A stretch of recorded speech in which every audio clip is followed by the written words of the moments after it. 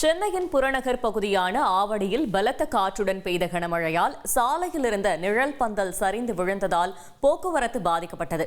இது பற்றிய கூடுதல் விவரங்களை செய்தியாளர் கார்த்திக் வழங்க கேட்கலாம். கார்த்திக், வணக்கம். கள தகவல்களை சொல்லுங்க.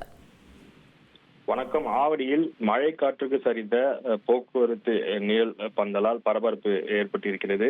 ஆவடி போக்குவரத்து போலீசார் சார்பில் ஆவடி பருத்திப்பட்டு திருமலையில் போன்ற முக்கிய சந்திப்புல சாலையின் இருபுறமும் கோடை வெயிலின் தாக்கத்தை தணிக்கும் வகையில நிழல் பந்தல் அமைத்தார்கள். இதில் வெயிலுக்கு கடந்த ஒரு மாத காலமாக வாகன ஓட்டிகள் வெயிலில் இருந்து தப்பிக்க சற்று நின்று பயன்பெற்று வந்தார்கள். நிலையில் பருத்திப்பட்டு பகுதியில் அமைந்திருந்த நிழல் பந்தல் தற்போது அடித்த பலத்த காற்றுடன் கூடிய மழையால் சரிந்து கீழே விழுந்தது.